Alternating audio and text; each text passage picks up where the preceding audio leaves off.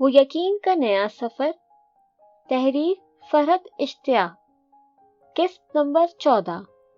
راستے بھر ان دونوں نے مجھ سے کوئی بات نہیں کی تھی، مگر گھر آتے ہی ریحان بھائی میرا ہاتھ پکڑ کر کھینچتے ہوئے مجھے اندر لے آئے تھے۔ لاؤنج پہ بیٹھے ابی کو دیکھ کر میرے رہے سے اوسان بھی ختم ہو گئے تھے۔ ابی اس وقت کبھی گھر نہیں آتے تھے، بلکہ ابی ہی کیا ریحان بھائی، فرمان بھائی، کوئی بھی۔ پھر آج کیسے؟ مجھے جسم سے جان نکلتی محسوس ہو رہی تھی۔ انہوں نے دھکا دے کر مجھے صوفے پر بیٹھے ابی کی طرف پٹخا تھا۔ کیا کر رہے ہیں ریحان؟ شیما بھابی فوراً آگے بڑھی تھی مجھے اٹھانے کے لیے۔ دفع ہو تم یہاں سے، آج کوئی میرے سامنے آیا تو میں اسے بھی قتل کر دوں گا، وہ ہذیانی انداز میں چلائے تھے۔ وہ دونوں مل کر مجھے بری طرح مار رہے تھے، لاتیں، گھوسے، تھپڑے۔ آنکھیں بند کیے میں چپ چاپ پٹ رہی تھی۔ ہماری عزت کو داغ لگا کر آئی ہے یہ بے غیرت، اب بھی میں اس کا خون کر دوں گا، شاید فرمان بھائی چلائے تھے، مگر مجھے ان کی آواز صاف سنائی نہیں دے رہی تھی۔ میرے کانوں میں تھے کچھ اور آوازیں گونج رہی تھیں۔ تم میری زندگی میں آ جاؤ تو کہیں کوئی کمی نہیں رہے گی، ہم ایک ساتھ خوش رہیں گے۔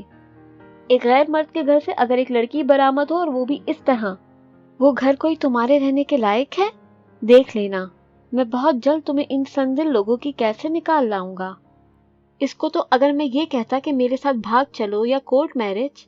اچانک اتنی دیر میں پہلی مرتبہ میرے منہ سے چیخ نکلی تھی۔ ریحان بھائی نے اٹھا کر مجھے زور سے لات ماری تھی اور میرا سر میز کے نوکیلے کونے سے ٹکرایا۔ خون کا فوارہ نکلا تھا۔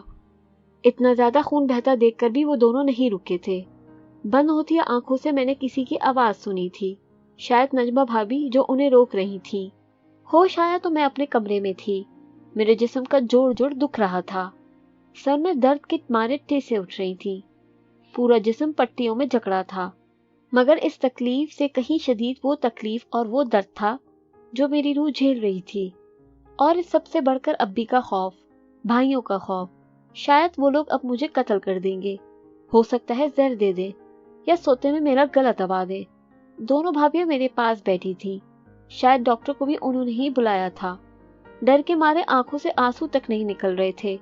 وہ دونوں مجھ سے جس طرح کے سوال کر رہی تھی، انہوں نے مجھے چند گھنٹوں میں 15ویں سے نکال کر 25ویں سال میں پہنچا دیا تھا۔ پتہ نہیں کب سے ملاقاتیں چل رہی ہیں، میں سیدھی سادی گھریلو عورت، مجھے کیا پتا مصباح کے گھر جانے کے بہانے کہاں جایا جاتا ہے۔ اور آج تو حد ہی ہو گئی، مجھے سوتا سمجھ کر بغیر بتائے ہی اس منحوس سے ملنے گھر سے چوری چھپے نکل گئی۔ وہ تو شکر ہے ماسی نے کام کرتے ہوئے اس کی باتیں سن لی تھی، اسی نے مجھے بتایا۔ میں نے گھبرا کر فوراً ریحان کو فون کیا۔ بس نجمہ، اس واقعے کا کسی سے ذکر مت کرنا، اپنا تو منہ کالا کر کے آئی ہے، کم از کم بھائی بیچارے تو سر اٹھا کر دنیا کا سامنا کر سکیں۔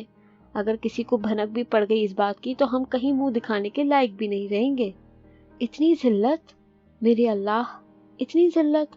بس مجھے اپنے پاس بلا لے، مجھے میری امی کے پاس بھیج دے۔ میں سارا دن بستر پر منہ چھپائے سسک کر روتی رہتی تھی۔ مجھے احساس تھا کہ میں کیا کرنے والی تھی۔ دن ہفتوں اور ہفتے مہینوں میں تبدیل ہو رہے تھے۔ میرا میٹرک کا رزلٹ آ گیا تھا، جس میں بمشکل ڈی گریڈ لے کر پاس ہوئی تھی۔ سارا دن اپنے کمرے میں پڑی رہتی، کوئی مجھ سے بات کرتا، میرے پاس آنا پسند نہیں کرتا۔ رزلٹ والا اخبار بھی ہنا نے مجھے لا کر دکھایا تھا۔ رزلٹ دیکھ کر میں زاروں قطار رو پڑی تھی۔ آج اب بھی خراب رزلٹ آنے پر مجھے نہیں ڈانٹیں گے۔ ابی کی وہ ڈانٹ جس پر میں چڑا کرتی تھی، آج اس کی خواہش مند تھی۔ ابی پلیز مجھے ڈانٹیں، ماریں، گالیاں دیں، مگر اس طرح نظر انداز تو نہ کریں۔ وقت نے اتنے سے دنوں میں مجھے جو سمجھداری دی، اس کی بدولت میں بہت کچھ سمجھ چکی تھی۔ یہی کہ اپنے تئی میں شیما بھابی کی آنکھوں میں دھول جھونک کر رمیز سے فون پر باتیں کیا کرتی تھی، مگر شروع وقت سے وہ اس سلسلے سے آگاہ تھی، سب کچھ جانتی تھی، مگر انہوں نے پھر بھی مجھے نہیں روکا تھا۔ میں نے مصباح کے گھر جرنل لانے کا بہانہ کیا، انہوں نے بغیر کسی حیل و حجت کے اجازت دے دی۔ میں ناتجربہ کاری کے ہاتھوں کچھ سمجھ ہی نہ سکی۔ پھر اس روز انہوں نے ساری باتیں سن لی تھی، انہیں پتہ چل چکا تھا کہ میں اس کے گھر جانے والی ہوں، مگر انہوں نے کچھ ظاہر نہیں کیا، اور انہوں نے بڑے آرام سے اجازت دے دی تھی۔ میں سمجھ ہی نہیں پائی کہ وہ میرے ساتھ کیا کرنا چاہتی ہیں۔ انہوں نے ریحان بھائی، فرمان بھائی اور ابھی سب کو خود فون کر کے بلایا تھا۔ ذلت کے اس دلدل سے اب میں کیوں کر نکل پاؤں گی؟ میں اتنی نیک عورت کی بیٹی، جس کی ساری زندگی محرم نامحرم کے چکروں میں گزر گئی تھی، جو اتنی عفت مآب اور حیادار تھی، کہ گھر میں بھی کبھی شاز و نادر ہی دوپٹہ اس کے سر سے ہٹتا ہوگا. اور کیا کرنے چلی تھی میں؟ کیا ماں کے دودھ میں تاثیر نہیں تھی، یا میں ہی اپنے خمیر میں بے غیرتی لے کر پیدا ہوئی تھی؟ مجھے خود سے نفرت ہو گئی تھی، بے اندازہ اور بے تحاشا نفرت. میرا دل چاہتا تھا میں خودکشی کر کے اس زندگی کا ہمیشہ ہمیشہ کے لیے خاتمہ کر دوں. پھر ایک رات، نہ جانے رات کا کون سا پہر تھا، میرے کمرے میں گلابوں کی اور کافور کی ملی جلی سی مہک محسوس ہوئی. کوئی میرے سرہانے بیٹھ گیا اور میرے ماتھے پر بڑی نرمی اور محبت سے ہاتھ رکھا. وہ کتنا مانوس سا لمس تھا. میں نے ہڑبڑا کر آنکھیں کھول دی تھی. امی، میں بے اختیار اٹھ کر بیٹھ گئی تھی. زوبی، اپنی امی سے گلے نہیں لگو گی، امی سے پیار نہیں کراؤ گی. انہوں نے باہیں پھیلائی تھیں اور میں بالکل بچپن کی طرح ان کے سینے سے منہ چھپا کر دھاڑے مار مار کر رونے لگی تھی. امی، مجھے اپنے ساتھ لے چلے. کوئی مجھ سے بات نہیں کرتا، سب مجھ سے نفرت کرتے ہیں. مجھ سے غلطی ہو گئی ہے، بہت بڑی غلطی. اور اب بھی وہ تو میری شکل بھی نہیں دیکھنا چاہتے. بے رد جملے میرے منہ سے نکل رہے تھے اور وہ پیار سے میرے سر پر ہاتھ پھیر رہی تھی. تم اپنے ابی سے معافی مانگ لو، انہوں نے اپنے مخصوص نرم ملائم لہجے میں کہا تھا. وہ کبھی بھی مجھے معاف نہیں کریں گے. کیا آپ ابی کو نہیں جانتی؟ وہ تو بغیر قصور کے سزا دیا کرتے ہیں، جبکہ اب کی بار تو واقعی میرا قصور ہے. میں روتے ہوئے ان کی بات کی نفی کر رہی تھی. زوبی، میری بات سنو. انہوں نے مجھے خود سے الگ کرتے ہوئے پہلی بار سخت لہجہ اختیار کیا تھا. میں دھندلی نگاہوں سے ان کی طرف دیکھنے کی کوشش کرنے لگی. تم میری بیٹی ہو نا، ماں طلعت کی بیٹی ہو، اتنی ہی اچھی، اتنی ہی نیک اور اتنی ہی ایثار پیشہ. نیک اولاد صدقہ جاریہ ہوتی ہے، اور تمہیں ایسی ہی بیٹی بن کر دکھانا ہے. تمہیں سب کو بتا دینا ہے کہ تم ایک شریف ماں کی شریف بیٹی ہو. وہ اپنے ہاتھوں سے میرے آنسو صاف کرتے ہوئے حکمی انداز میں بول رہی تھی، اور میں بس چپ چاپ ان کا چمکتا نورانی چہرہ تکے جا رہی تھی. اب زندگی میں کبھی ڈگمگانا نہیں ہے، کبھی راہ سے بھٹکنا نہیں ہے. تمہیں ایسا بننا ہے زوبی کہ میں تم پر فخر کر سکوں. تم اپنی ماں کا مان رکھو گی نا؟ وہ سوالیہ نگاہوں سے مجھے دیکھ رہی تھی. ہاں، میرے جسم کے روئے روئے سے صدا بلند ہوئی تھی. میں نے اپنی بیماری کے سخت ترین دنوں میں اکثر خدا سے ایک ہی دعا مانگی تھی، جو میرے ساتھ ہوا وہ میری بیٹی کے ساتھ نہ ہو. اس کی زندگی میں ایسا شخص آئے جو اس سے محبت بھی کرے اور اس کی عزت بھی کرتا ہو. اور ایسا شخص تمہاری زندگی میں ضرور آئے گا. یہ راہ میں آئے پتھر، تمہیں ان سے ٹھوکر نہیں کھانی. خود کو سنبھال کر بچا کر اس کے لیے رکھنا ہے. تم دیکھنا وہ ضرور آئے گا.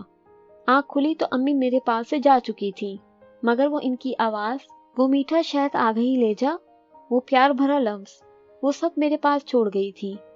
اچانک مجھے پتہ نہیں کیا ہوا، میں بستر سے اٹھ گئی تھی. اپنے کمرے سے نکلی تو مجھے نہیں معلوم کہ میں خود بخود کہاں جا رہی ہوں.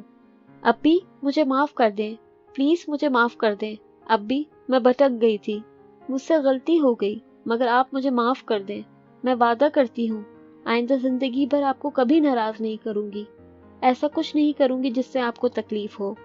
میں ابی کے پاؤں پکڑ کر چیخ چیخ کر روتے ہوئے بول رہی تھی. وہ گہری نیند سے بیدار ہوئے.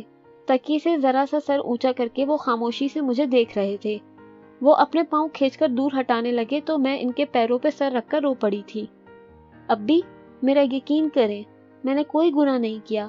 میں اپنی مری ہوئی ماں کی قسم کھاتی ہوں کہ میں نے کوئی گناہ نہیں کیا، آپ کی عزت کو داغدار نہیں کیا. وہ جواب میں کچھ نہیں بولے تھے. بہت دیر تک رونے کے بعد میں خود ہی چپ ہو گئی تھی. صبح ہونے میں تھوڑی سی دیر رہ گئی ہے، جاؤ جا کر سو جاؤ. وہ مجھ پر نظر ڈالے بغیر سامنے دیوار پر نظریں مرکوز کیے عجیب سے لہجے میں بولے تھے. آپ کے کہنے سے گئی تھی میں ابی کے پاس. میں نے آپ سے کہا تھا نا وہ کبھی بھی مجھے معاف نہیں کریں گے. اور وہ مجھے معاف کیوں کریں؟ زندگی میں پہلی بار تو وہ کسی جائز بات پر مجھ سے ناراض ہوئے ہیں. میں خود کو بمشکل تمام گھسیٹ کر واپس اپنے کمرے میں لا پائی تھی، اور آتے ہی اپنے بیڈ کی جگہ پر جہاں پر ابھی ابھی امی بیٹھ کر گئی تھی ہاتھ پھیرتے ہوئے بڑبڑائی تھی. لہجے میں شکوہ تھا، نا امیدی تھی اور گہری مایوسی بھی. مزید ویڈیوز اور اپڈیٹس کے لیے چینل سبسکرائب کرنا نہ بھولیں اور بیل آئیکن کو بھی ہٹ کریں.